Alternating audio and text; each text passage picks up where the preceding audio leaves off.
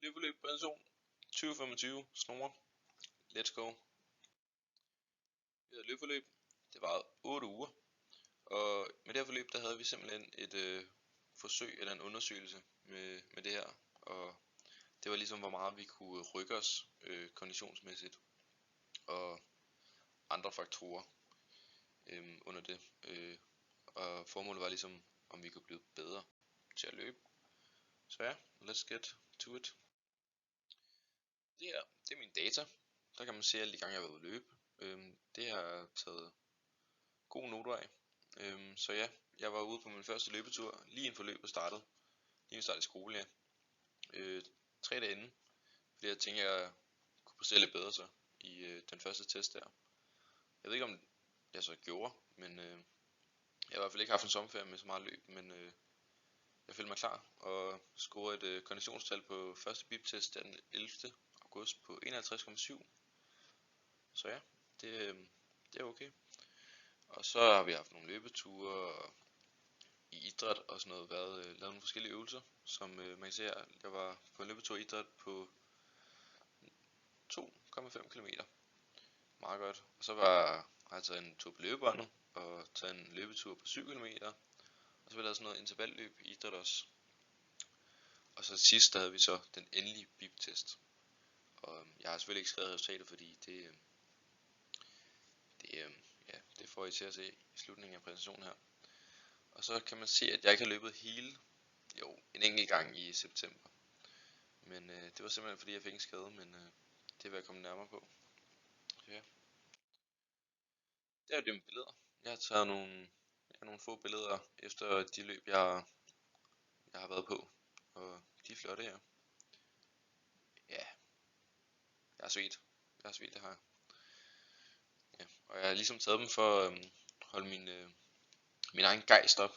Fordi jeg synes, det er vigtigt at eller i hvert fald kunne kigge på sig selv og kigge tilbage på, hvor meget man har knoklet og klappe selv på skuldrene og måske vælge at gøre det igen en anden dag. Selvom det ikke har noget med idræt at gøre. Så ja, det er godt at have. Så er min Strava data her, og det havde jeg kun 4 af, fordi der var mange løb, hvor jeg simpelthen glemte. Og jeg havde mit første løb, som jeg optog på Strava den 8.8., som man kan se her, nede i højre hjørne. Den 8.8., hvor man kan se, at jeg løb en tur på 1,32 km og en average pace på cirka 4,44. Og det betød ligesom, at min gennemsnitlige tid på hver kilometer var 4 minutter og 44 sekunder. Det var okay. Altså, trods at jeg kun løb der 1 kilometer. Ikke? Så, ja. Og så, så kan man se, at jeg valgte at løbe lidt længere. Det er den 18.8. Og min average pace kommer selvfølgelig lidt op. Jeg løb lidt længere og sådan noget. Og så er den 23.8. hvor jeg valgte at løbe rundt om Amager Strand på en tur på 7 km. Og min average pace var 5,20. Det var også okay, synes jeg. Og ja, den 25.8. var også lige ude på en tur. 4 km. Average pace 4,43. Så ja, det vil jeg sige er okay. Og jeg synes det er vigtigt at kigge på data. Simpelthen fordi at man nærmere kan se hvordan man rykker sig over perioden her. Ja. Så har vi psykologien. Det der spiller ind, det er indre og ydre motivation. Hvor ligesom at du har din indre motivation, som er de belønninger, som det handler ligesom at holde sig selv i gang og motivere sig selv og ikke tænke på hvad andre gør. Så det betyder noget for sig selv, det er en stor belønning. Og så har vi den ydre motivation, som kommer fra eksterne faktorer, som kunne være om man får penge for det, eller om man skal præstere for andres skyld. Så ja, det er det psykologiske, der går igennem det. Og ja, man kan så sige, at så har vi begrebet KRAM, og det står ligesom for kode står for kost, R står for rygning, A for alkohol, M for motion. Og så har vi S'et, som er søvn og stress. Og det er ligesom de her faktorer, der spiller ind, og ting, du kan gøre i hverdagen, som påvirker helbredet. Og det er ligesom, hvis du så undgår de her ting, så er det ligesom med til at nedsætte risikoen for livsstilssygdomme, såsom hjertekarsygdom eller sukkersyge. Så det er en rigtig stor helbredsfaktor, der spiller ind i, når man dyrker motion. Ja. Bum.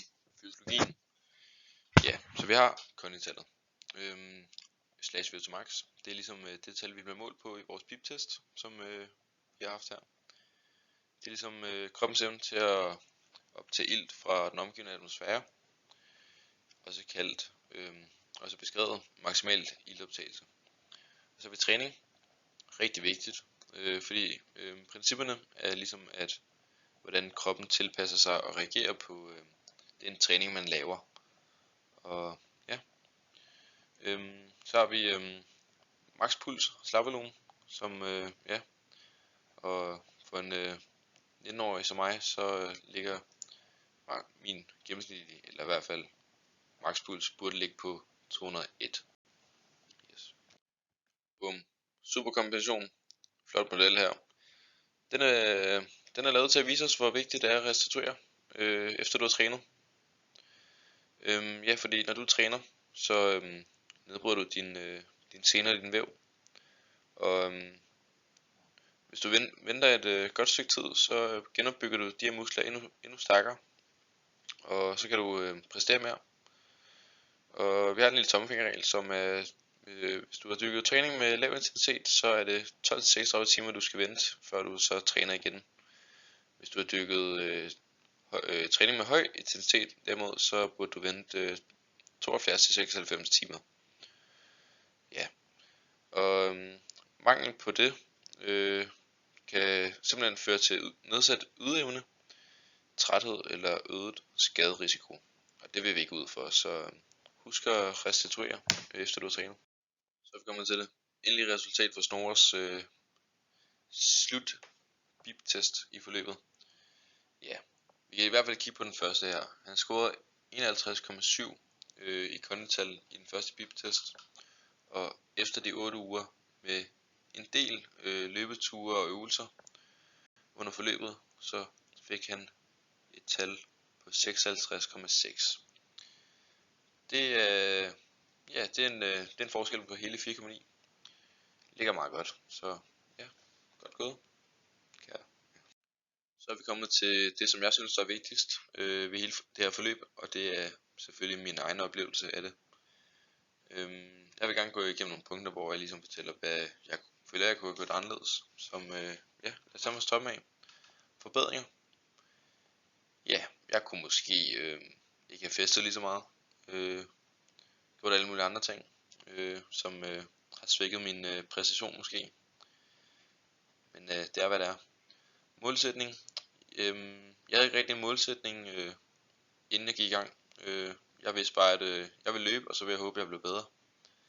Det har jeg så gjort, og det kan jeg så være glad over nu. Om jeg vil blive ved med at løbe, det ved jeg ikke. Motivation. Ja, jeg synes min motivation var ret god. Jeg synes, at jeg var ikke så meget ude at løbe med andre, fordi jeg kan godt lide at have musik i ørerne, og så bare motivere mig selv indenfra under forløbet. Så det synes jeg var godt med der. Egen indsats. Jeg synes, det var okay. Hvad har jeg at sige? Jeg løb. Taget i betragtning af skader. Jeg havde en ubehagelig skade til en idrætsdag på skolen, hvor jeg vælger at lave glidende tackling på kunstgræs. Jeg får en kæmpe hovedskrabning på mit knæ, og får et kæmpe sår, og kan ikke bøje benene i en hel måned. Så det sætter mig lidt tilbage, og det er hvad det er, og overall, fedt forløb,